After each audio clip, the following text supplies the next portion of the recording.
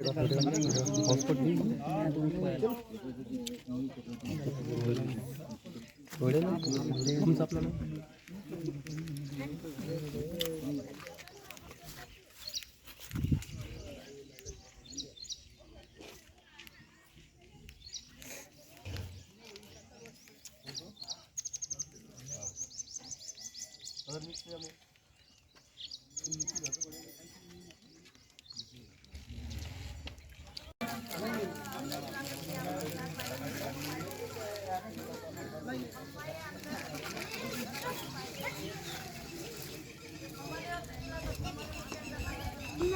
दोन घर पूर्ण कोलॅप्स झालेलं आहे आतमध्ये पूर्ण.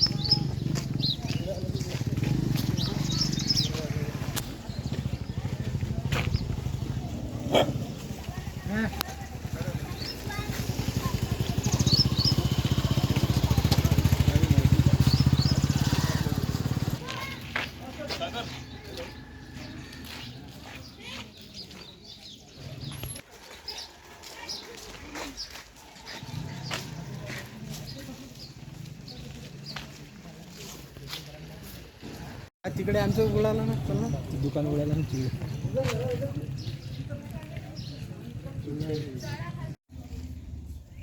ते बी आमचं पडलं म्हणा, काहीच नाही राहिलं म्हणा तिथचं बी.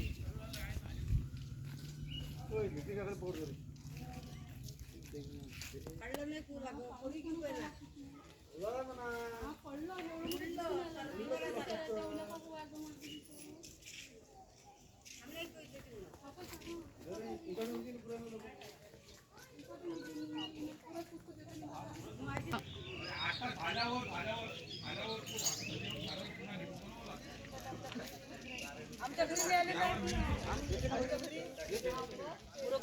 तुम्ही दाखवून ते राहिला आंध्रे न्या ना तेले इथून काय पाहता म्हणा आंध्रे चालना म्हणा माझ्या जे मेन आहे.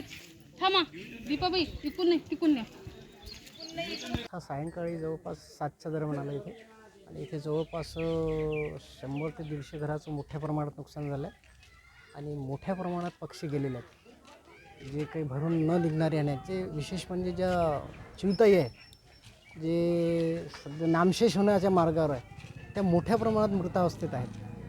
आणि इथली जी लाईनची परिस्थिती आहे तर लाईन तर जवळपास 2 दिवस तर काही शक्य होणार नाही असं वाटते. कारण मोठ्या प्रमाणात खंबे वगैरे पूर्ण तार खंबे आणि घराचे कनेक्शन हे पूर्णतः उद्ध्वस्त झालेले आहे. आणि काही नाही, आता आमची मागणी अशीच आहे की जे काही लोकांचं नुकसान झालं आहे ते प्रशासनात थोडीशी आमच्या गावाला मदत व्हावी एवढीच आमची अपेक्षा आहे. दीपाली परपुल चव्हाण, हे माझं घर पुरं पडलेलं आहे. 7:30 वाजता पाऊस आला, चक्रीवादळ आलं तर पुरं उडून गेलेलं आहे. गहू तांदूळ डाळ हरभरे तूर सगळी बेकार झालेली आहे. पीठही राहिलेलं आहे, सगळं ओलं कीच झालेलं आहे. असं म्हणजे खाली काही राहिलेलं नाही आहे. आमचं काही म्हणणं नाही, आम्हाला फक्त चांगलं घर, जे आमचं नुकसान झालं ते भरपाई, दुसरं आम्हाला काहीच मागणी नाही आहे. फक्त आम्हाला मदत करा एवढंच आमची कृपा आहे. काही ना काही आम्हाला द्या, दुसरं आम्हाला काही नाही पाहिजे. आमचं जे घर तुटलं आम्हाला ते सुधरून द्या. आम्हाला जे आमचं अनाज बेकार झालेलं आहे ते सुद्धा द्या. दुसरी आमची मागणी कोणतीच नाही आहे.